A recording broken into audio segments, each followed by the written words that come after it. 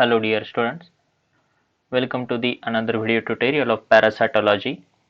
In parasitology, we have started the chapter 5th, that is the life cycle pathogenicity and control measures of the various parasites. In that, we were started the first parasite, that is the Plasmodium, and in today's session, that is the Plasmodium part 3rd, we are going to study the preventive measures, treatment, and its uh, various diagnostic stages, as well as the how we can control the malaria and how we can prevent ourselves to get infested by means of these uh, very dangerous parasite, that is the Plasmodium. Okay, so in previous parts we have seen that is the life cycle of the Plasmodium, as well as the its various different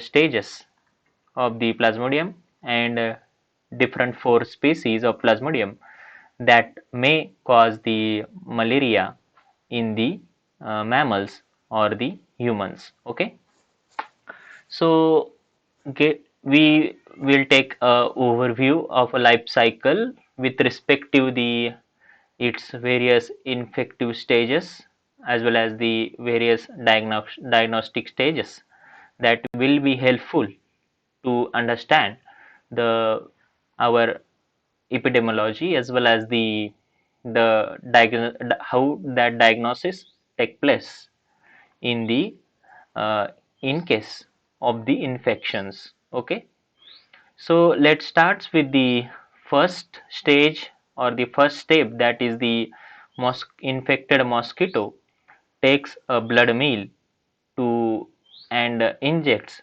the sporozoites into the blood stream of the uninfected man. Okay, so that will be again referred to as an and that with the blood flow is going to uh, take a path and going to invade to the human liver stages. Okay, so in the human liver stages you can see that all the processes in the liver, that is referred as the exoerythrocytic cycle. Okay, and in that exoerythrocytic cycle, the infected liver cells and the sporozoans, okay, that will be that are going to multiply over that in these liver cells. Okay, and after that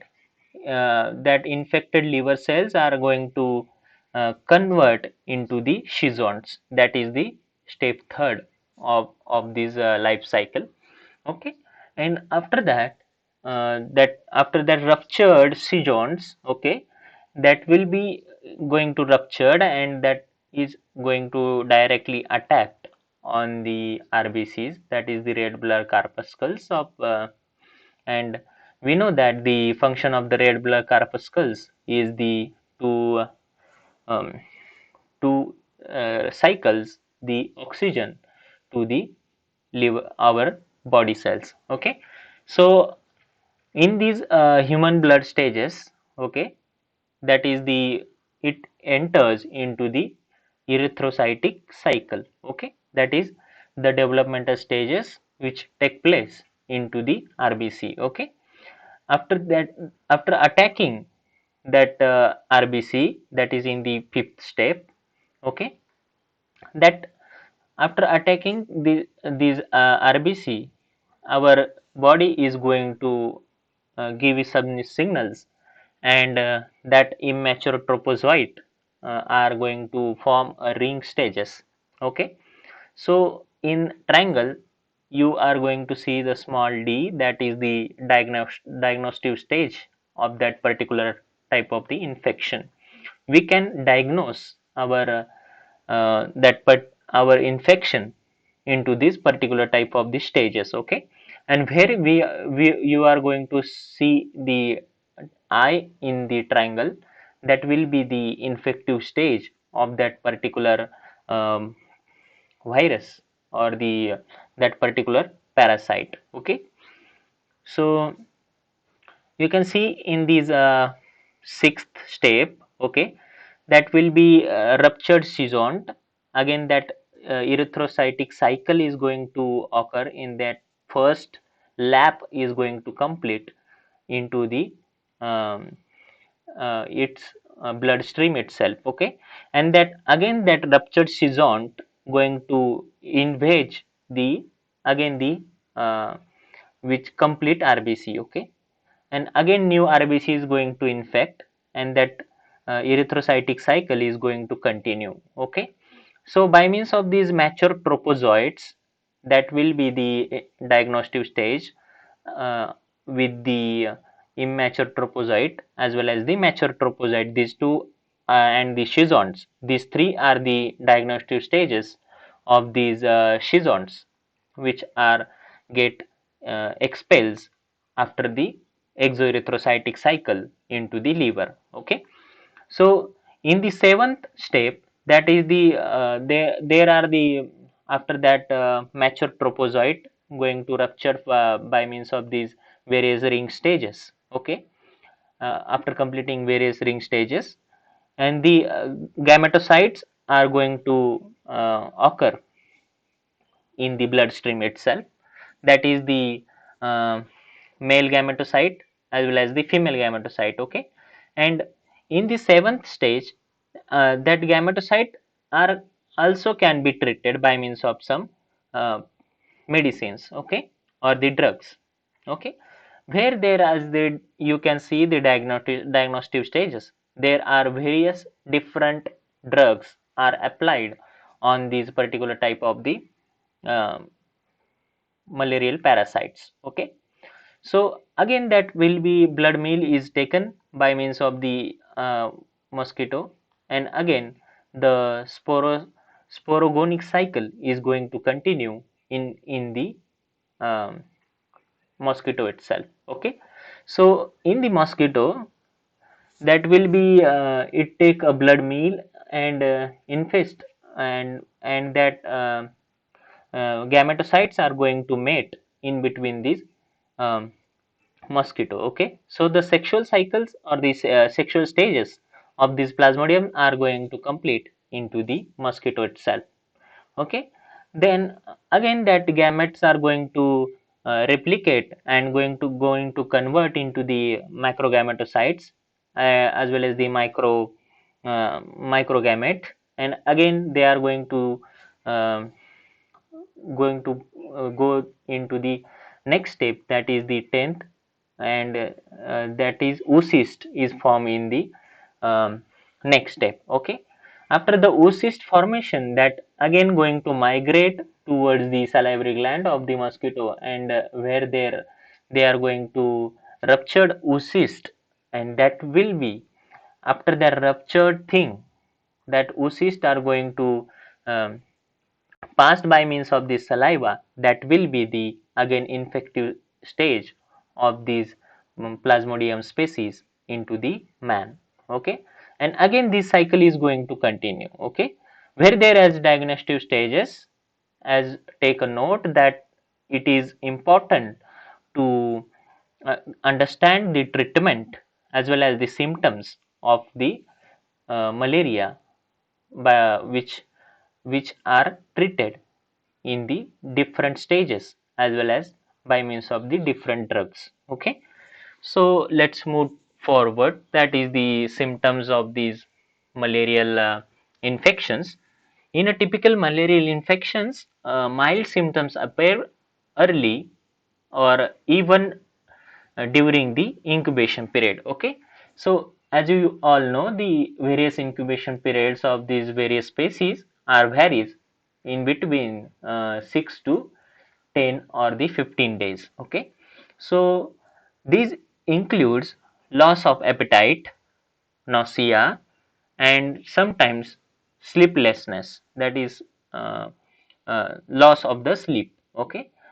Sometimes headache, muscular pain, and the hatches into the joints, in the joints are going to pain, okay.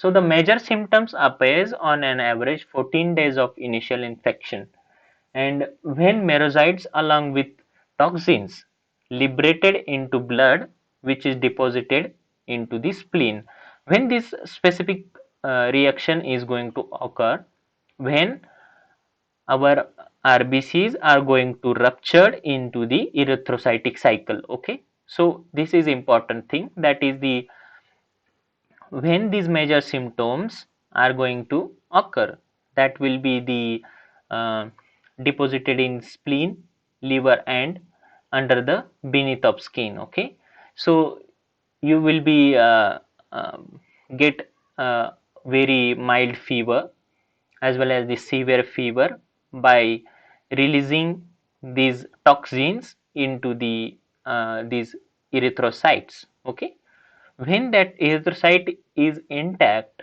so that toxins which is released by these plasmodium species are going to compact in this cyst. Okay, but when that cyst is going to ruptured and various trophozoites are going to entered into the bloodstream, along that the various toxins are going to release into the blood. So that will be the reactive stages, and we are going to suffer mild fever as well as the shivering or the nausea. Okay, so the paroxysm is the actual attack of malaria. That is, paroxysm is nothing but the difference in between the rise of the fever and the decrease of this fever, and this fever cycle is going to coined by a term that is known as the paroxysm. Okay, so that paroxysm is the actual attack of malaria, that is large number of RBCs going to destroyed and increasing amount of toxins into the blood, and due to that toxin into the blood, so our body is going to react to that toxin and our body temperature is going to rise up. Okay, so that various cycles, when one RBC is going to rupture, okay, so that these various trophozoites are going to enter into the new RBC, and that new RBC is again going to rupture. So these clock hours in between these 48 or the 6 to the 10 hours of this malaria fever, um, again the fever is going to rise, and again the body temperature is going to the normal, again that will be rise by the gap or the tenure of the 6 to the 10 hours, and these cycles come again after every 48 hours. Okay, so these cycles and these symptoms after the 6 to the 10 hours or the in between the one complete cycle in between the 48 hours, that is the symptom of the malaria. Okay, so these are the some common symptoms of the malaria, that is the diarrhea, cough, body ache, that is the body pain, sweat, nausea and the vomiting, chills and shiver, that is the um, uh, cold, and fever and the headache. Okay, so each paroxysm, that is paroxysm is nothing but the one cycle, fever cycle. Okay, so that one fever cycle includes these three stages or three steps. Okay, okay, so the paroxysm shows a succession of three stages, that is the rigor stage, that is the child or the chilled or the cold stage. Okay, so we are going to shiver, or where the severe cold is going to happen to the patient. Okay, the patient feels terrible cold and shivering, rapid pulse, and its pulse is going to increase, and its breathing is going to increase, and it lasts to the 20 minutes to an 1 hour. Okay, so the that second stage is the um, febrile stage or the high temperature or the host stage. So these three stages are going to occur one by one, and the cycle of these three stages is going to occur one after one. Okay, so that this is the, and this complete three stages going to complete in 24 hours or 10 to the 16 hours, or it varies up to the 48 hours. Okay, so the shivering subsides in about 1 hour to or so on, and the body temperature of a patient rises up to the 104 degree Fahrenheit to the 105 degree Fahrenheit. So the normal temperature of our body, that is the 37 degrees Celsius, that means the 97 to the 98 degree Fahrenheit. Okay, so if we calculate the body temperature, raised body temperature into the degree Celsius, so that will be up to the 42 degrees Celsius. Okay, 41.5 to 42 degrees Celsius. Okay, so this stage is lasting up to the 1 to the 4 hour. Okay, so in between these 4 hours, so body will be suffer from the shivering as well as the high temperature. Okay, so the third stage of this paroxysm is the defersent stage. What is the defersent stage? Is the after few hours, these profuse sweating starts. Okay, first there is shivering, there is cold, then there is a rise in temperature, and then body is going to sweat. Okay, so the sweating starts, and temperature of body steady drops. Due to this sweating, what happens? Body mechanism is um, body is automatically going to control this high rise temperature by means of releasing sweat. Okay, so the this sweating is going to cool body, as well as after this sweating again this rigor stage is going to occur, and after this rigor stage again this febrile stage, that is the high temperature or the host stage in the occur, as well as this cycle goes continues in between the 48 hours. Okay, so as a graphically you can see here that you are going to read that uh, on the x-axis there is the period in the hours taken, as well as on the y-axis, that is the temperature is given into the Fahrenheit. Okay, so the 97 degree Fahrenheit to the 98 degree Fahrenheit, that is the normal body temperature. Okay, so uh, at 4 p.m. 97 degrees Celsius, that is the normal body temperature of a patient, is 37 degrees Celsius, and in between 4 to the 8 p.m., that is the in 4 hour, so body temperature is going to rise up to the 104 degrees Fahrenheit, and where this body temperature is going to rise up to the 104 degree Fahrenheit, there will be automatically release of merozoites and toxins, causing chills as well as the high fever. Okay, that means the there is an ruptured of the RBC. Okay, so again that body temperature is going to come down by means of sweating, and while this process is going to occur, so in between this process the merozoites are released by means of that ruptured RBC. Again that merozoites are going to attack on a new RBC or the fresh RBC. Okay, and that body temperature again going to down up to the 98 degree Fahrenheit, and it come up to the uh, for again this 24-hour cycle, it again enter to the second day. Okay, and that will be again on second day 4 p.m. that will be the normal body temperature. Okay, and again the sudden slight increase of the body temperature in next 4 hours, so that will be the amoeboid stage or the formation of the trophozoite, causing decreased in the fever. So that formation of the trophozoites in the new RBC, which with releasing sweat going to normalize the or the decrease in the body fever. Okay, so again into the third day, that will be the after the 8 p.m.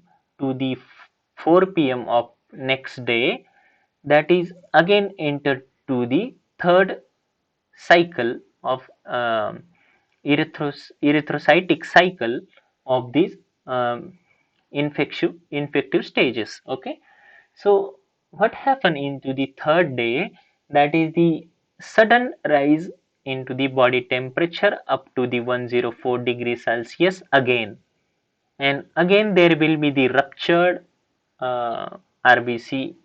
Okay, after the RBC is going to ruptured, and again this particular cycle going to continue.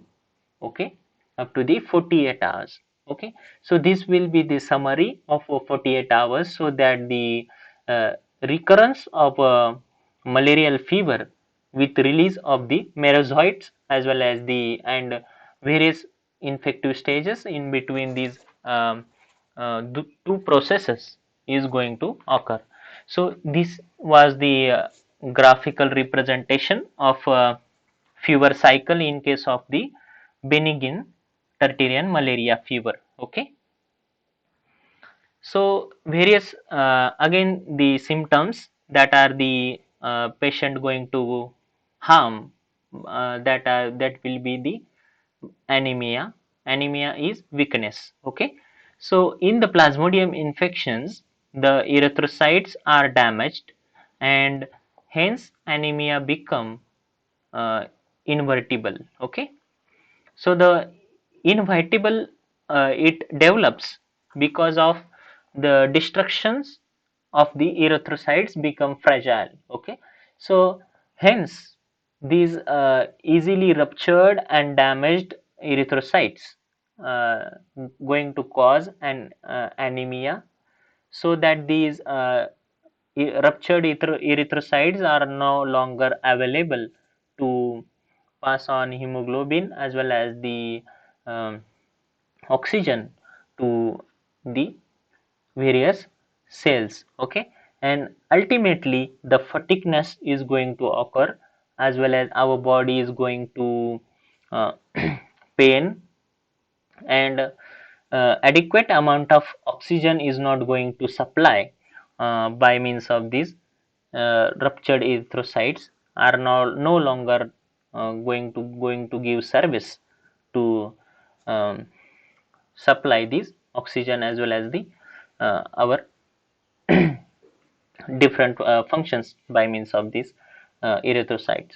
So the splenomegaly would be the another type of this symptom, that is the enlargement of spleen by means of uh, collecting these ruptured erythrocytes into the spleen. Okay, so the splenomegaly is nothing but the enlargement of spleen is one of the important physical signs in the malaria. Okay, so enlarged spleen is releases lysolecithin. Okay, so this lysolecithin is lytic substances which damages the erythrocytes. Okay, so erythrocytes is going to damage by means of our body itself to know that that is the something is happen wrong here.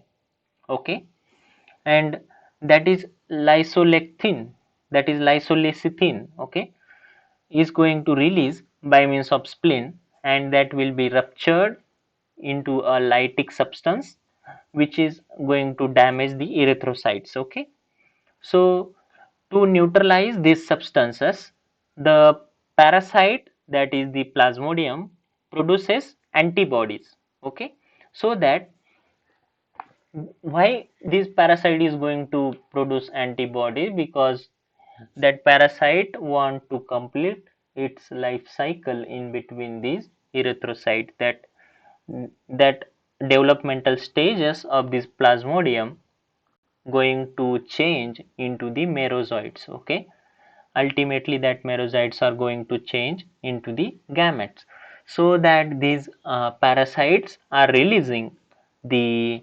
antibodies called hemolysin. Okay, so that hemolysin is going to hemolyze the normal erythrocyte. Okay, so that are going to uh, that are going to uh, disconnect the messages by means of this lysolecithin. Okay, and the rupturing process of these um, RBC is going to stop by means of antibodies released by means of these parasites. Okay, so the various control of the malaria, how can we control malaria? Okay, so the malaria is of important human disease, and which annually kills millions of people all over the world. Okay, so hence for control of this disease, following measures are used, that are the very first is to control mosquito. Ultimately there will be no mosquito, there will be no um, various cycles are going to occur in the mosquito, and that mosquito is not going to bite any animal or the mammal, so that these malarial parasites are not going to circulate by means of this saliva. Okay, or the after taking a blood meal that is circulated into the human or the mammals. Okay, so the second, after the, if we are failed into the control of mosquito, that we are, and so the second step will be the prophylaxis or the prevention of the infections. So we are going to prevent ourselves from the mosquitoes, or the from these malarial parasites. Okay, so after this second stage, the last stage, if unless and until we are going to suffer by means of these malaria, then and then we are going to treat ourselves. That is the treatment of this disease known as the malaria. Okay, so we can see. So this is very interesting. I have found on the net, that is the malaria is a preventable and a treatable mosquito borne illness or the disease. Okay, so that you can see at a global stage, that is the 3.2 billion people at a risk of this malaria. Okay, so that the an estimated by, that is the 4,38,000 people died in the 2015. So this is the picture from the World Health Organization malaria report of 2015. Okay, so about 66% in that 4,38,000 were children under the age of 5. Okay, so that this is the huge loss of um, genetic loss, you can say. uh, to we cannot They can't pass their genes into the next generation, so this will be the genetics loss, that childrens are going to die, that will by means of this malaria. Okay, so in the 4,38,000 people, 66% were the children under the age of 5, and that 66%, 91% of malaria deaths occurs into the sub-Saharan African region. Okay, so this is the various severe cause of malaria into the Africa itself or the various temperate zones of the world. Okay, so these 214 million cases in the 2015. Okay, so the areas of malaria transmissions are highlighted into the red color, as well as the areas of limited risk are highlighted into the brick red color in this picture. Okay, so the improvement since the year 2000. Okay, so the 60% is fewer deaths from the 8,39,000 to the 4,38,000. That is, the number is decreased. That is means the prevention and the control or the our prophylaxis or the treatment is going to reduce these numbers. So in the year 2000 there was uh, 8,39,000 deaths. Okay, so 1 billion insecticide and treated nets is distributed into the Africa.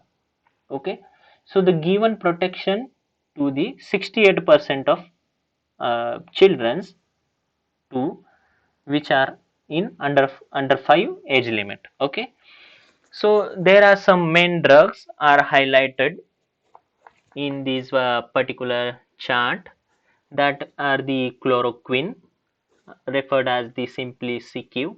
Okay, so the chemical formula is highlighted, we are not going to much detail. Okay, so the resistance of this chloroquine into the mosquitoes or these plasmodium. Okay, not in the mosquitoes.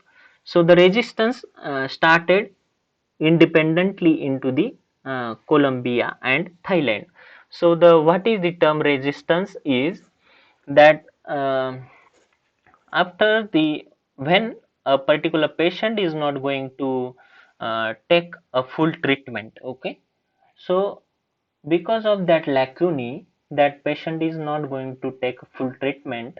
Suppose that treatment is of 14 days or the 15 days. Okay, so the patient is going to drop that treatment in between the 3 days or the 4 days. Okay, so that malarial parasite in that patient is going to resist that particular drug. Okay, so that it develops a resistance by means of that particular drug. So very first there were use a chloroquine, and that will highlighted in Colombia as well as the Thailand that the resistant plasmodium species are going to uh, discovered into the 1930s or the 1950s to the 1990. Okay, so that again shift towards the next drug, that is the sulfadoxine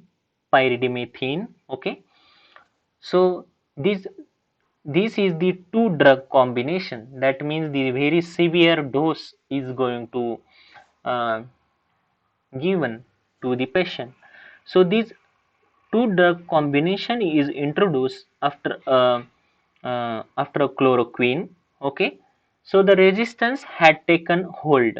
Okay, so that this resistance is put on the hold.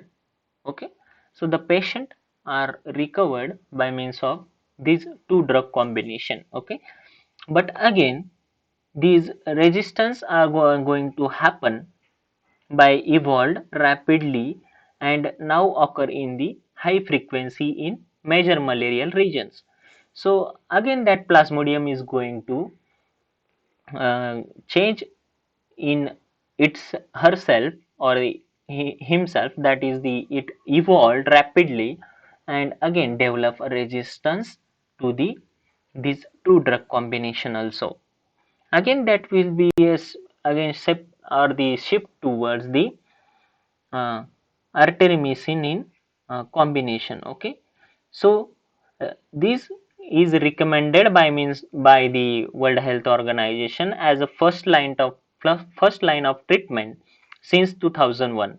Okay, so since 2001, the now established in the resistance is established in the parts of the Cambodia, Myanmar, Thailand, and the Vietnam. Okay, so the resistance is going to um, established into these plasmodium species.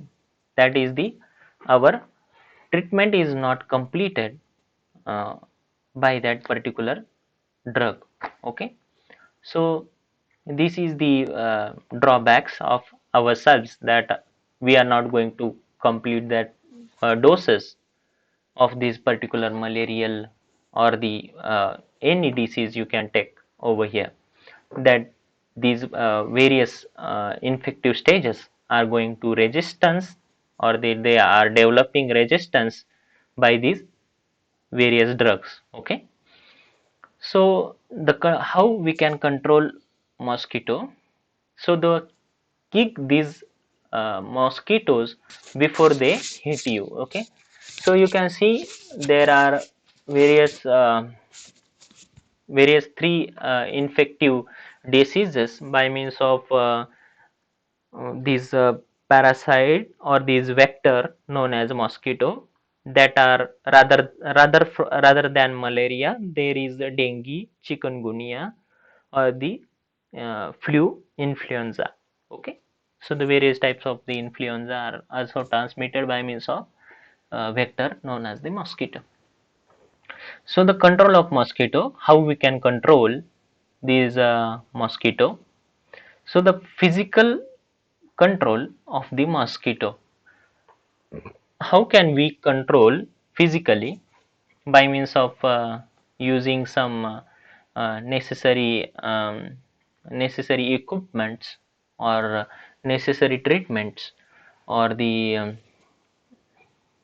physical mosquito control is the portion of our work, okay, that which involves the eliminating mosquito sources, improving access to these sources. Okay, so that the modifying sources or the discourage mosquitoes breeding.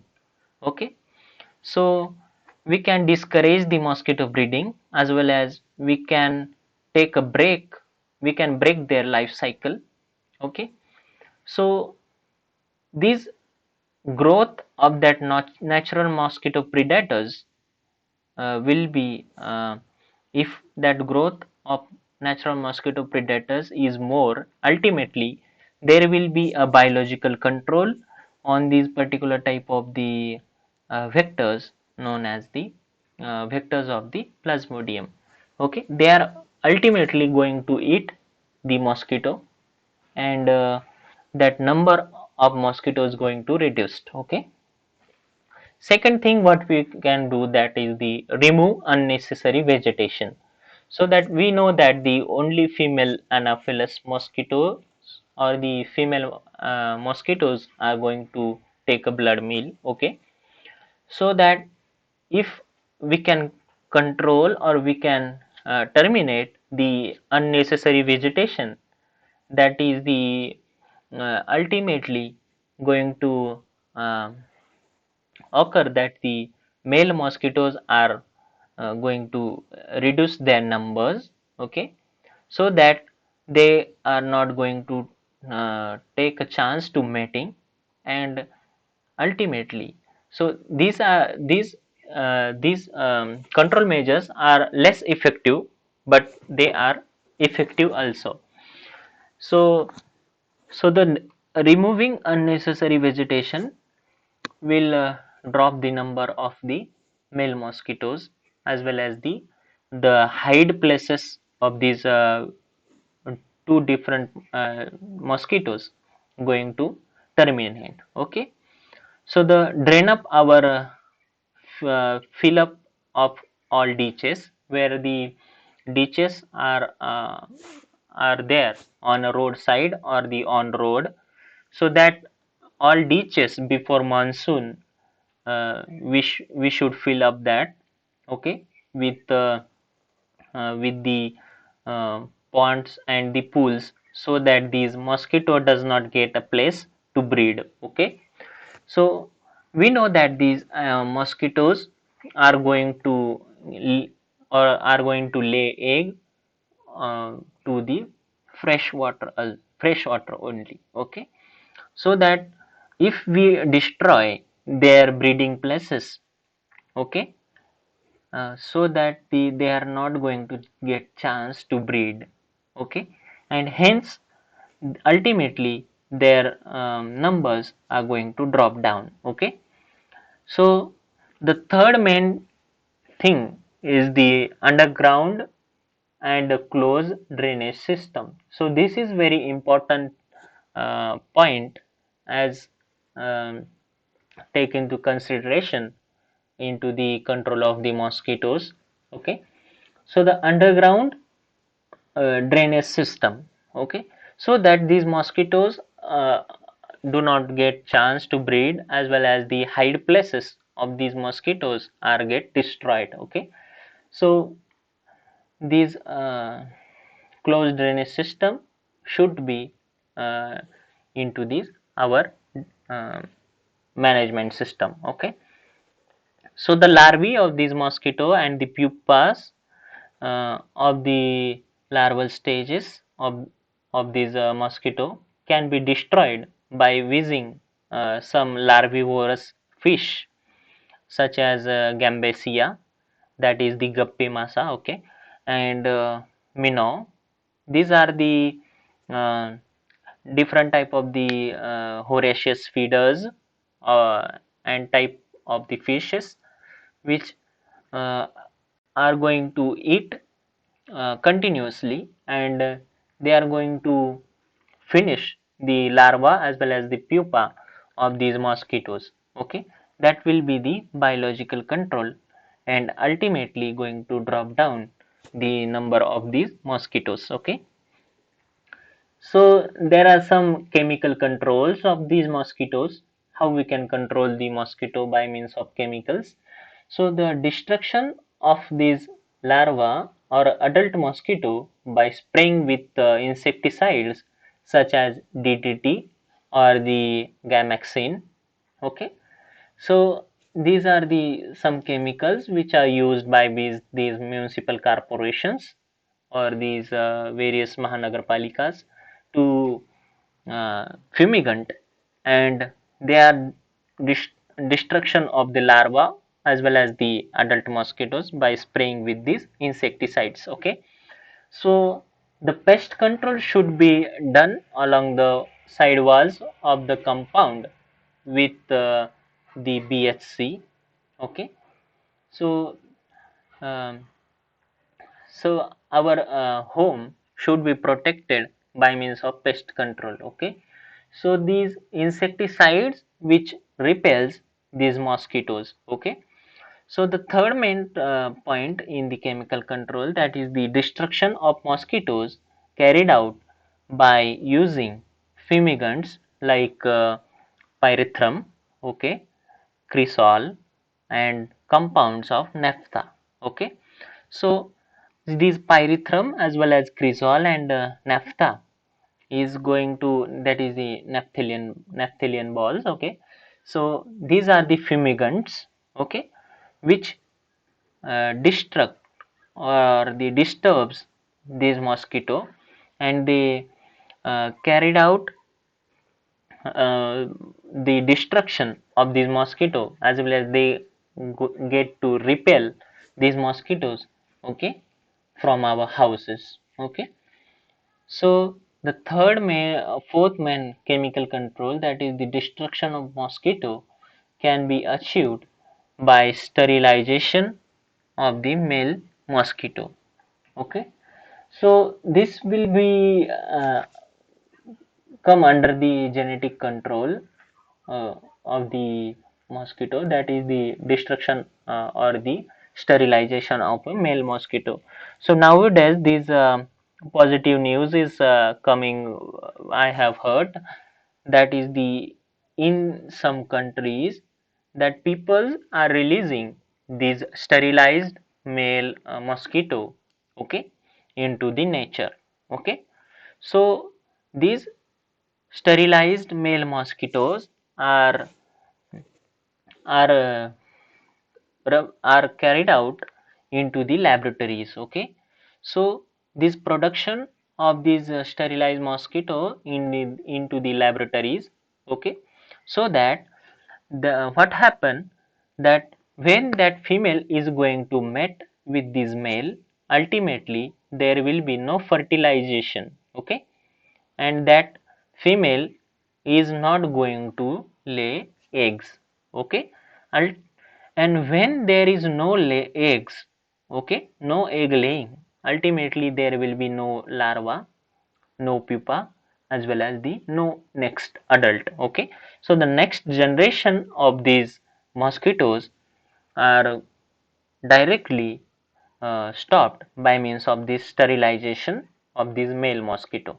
Okay, so our science is going, so our science is take over and progressing that this destruction of mosquitoes can be done by this sterilization of these male mosquitoes. Okay, so the third main type of the prevention, that is the prophylaxis or the prevention from these infections. Okay, so the defensive measures includes the precautions by which we can protect ourselves from mosquitoes without killing them. Okay, so if we are unable to destroy them, okay, or unable to kill them, so we should protect ourselves from the mosquito itself. Okay, so these measures are simple but very effective in the control of malaria. Okay, so the first step is the keep hands and feet covered in the evening by using gloves and the socks.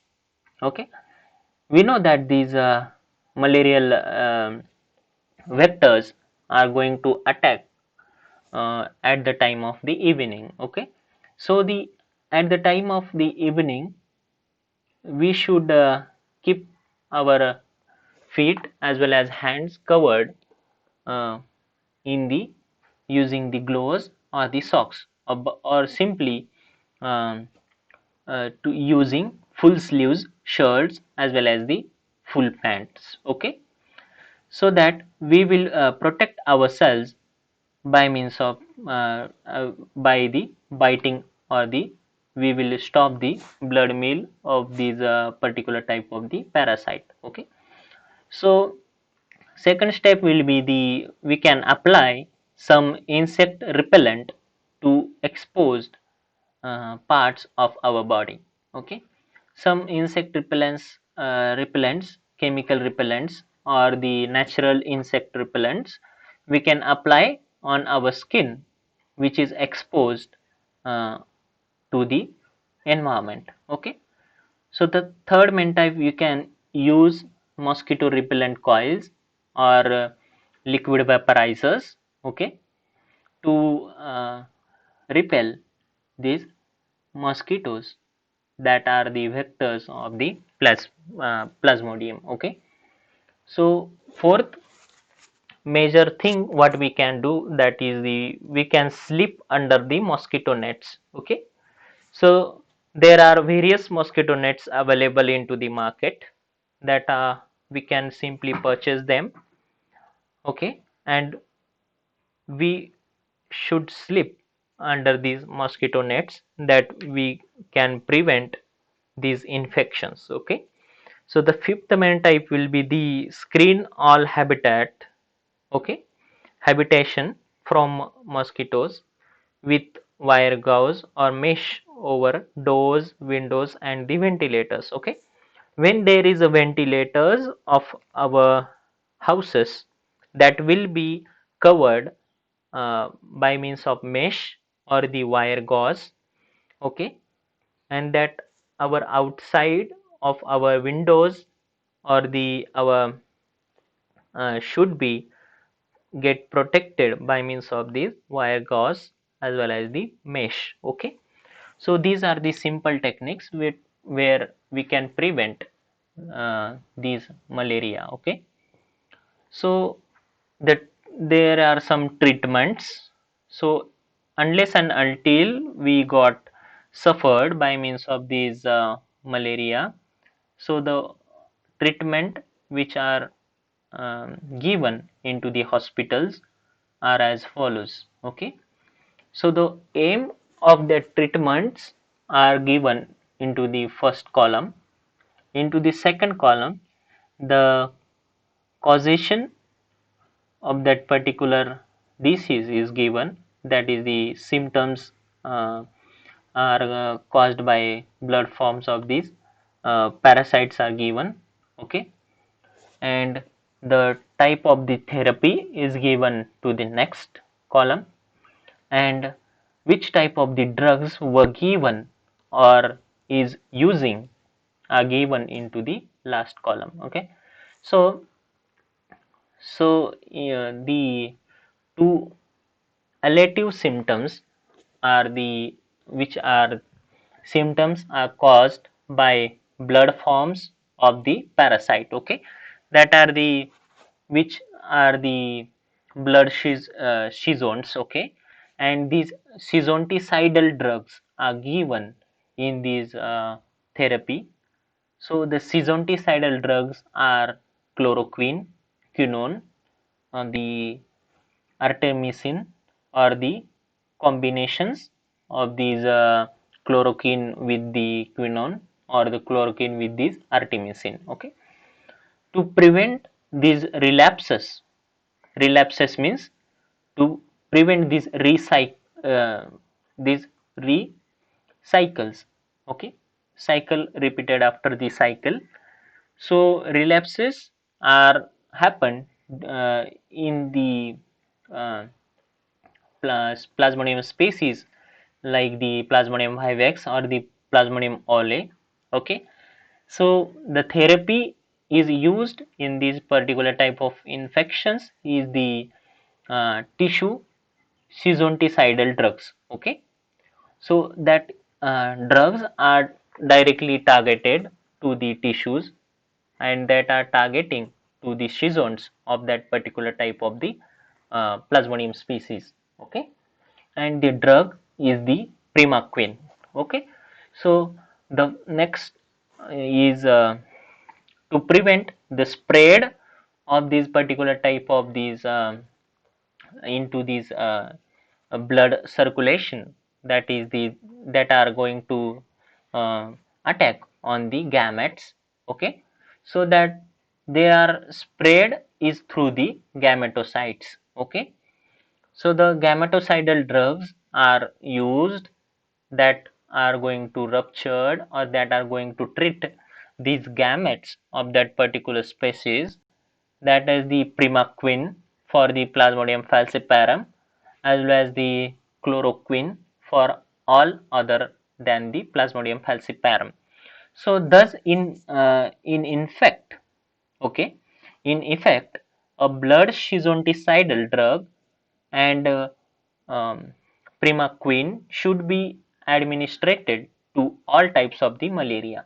Okay, so the schizonticidal drugs are given to the all type of the malaria, that is the four type of the malaria. Okay, so again the treatment of this particular type of the disease is um, in the first row, that is the types of infections causing agents are given. Then the next one is the suppressive treatment is given as well as the radical treatment also given. Okay, so in case of the plasmodium vivax and or the plasmodium ole, the chloroquine of 25 milligram of salt per kg over 36 to 48 hours is going to treat that particular patient, as well as the radial treatment is given with the primaquine for 14 days. Okay, so in case of the plasmodium malariae as well as the plasmodium novaceae.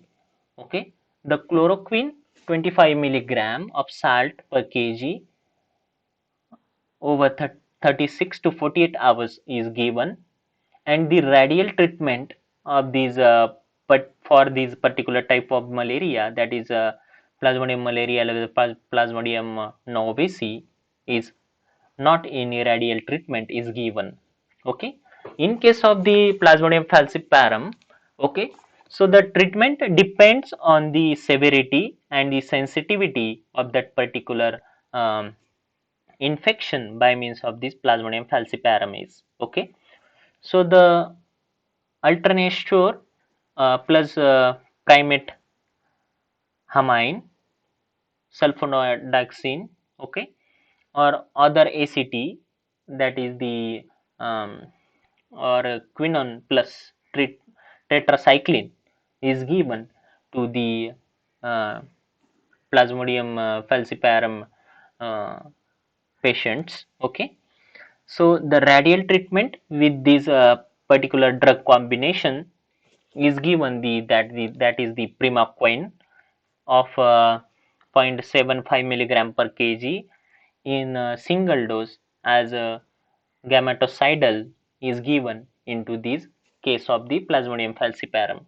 Okay, so if infection is of a mixed type, that is Plasmodium vivax plus Plasmodium falciparum, if these two infective stages or the two infective species are going to uh, attack on a particular type of the patient, so these intranasute pyrimate hamine sulfodoxine is given with these ACT as for the Plasmodium falciparum, and the radial treatment with primaquine as for the Plasmodium vivax. Okay, so this was the treatment for these different type of the infective stages or the type of infections by means of Plasmodium vivax, Plasmodium ole, Plasmodium malariae, or the Plasmodium falciparum, also known as the Plasmodium novaceae. Okay, so there are various anti-malarial campaigns are arranged or to get inform the people about the malaria. Okay, so the awareness programs are arranged by means of Government of India as well as the World Health Organization in the to the all over world. Okay, so these malaria is important disease of tropical countries where millions of people die every year. We know that, and India also faces widespread infections of this malaria. Okay, so in the year 1953, when our World Health Organization taken an initiative to get people aware about this malaria, and World Health Organization with the collaboration of our government of India under the scheme that is the National Malarial Control Program. Okay, in the year 1953. Okay, so that was get initiated in the 1953, that is the awareness program, and there were seasonal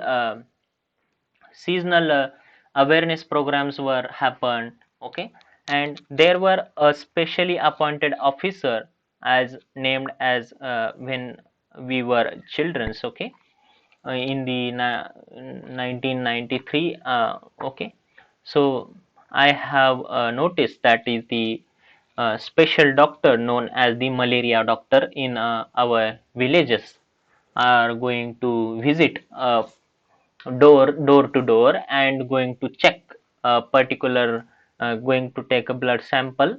Okay, and they were checking to every person uh, in between the 10 days 15 days. Okay, so this program were run by the government of India, with collaboration with the World Health Organization from 1953 to the year of early 70s to the 1990 or up to the year of the 2000. Okay, so under this program, very effective measures were used to control these mosquitoes as well as the control of these plasmodium infections. Okay, so the awareness programs were initiated in these anti-malaria campaign.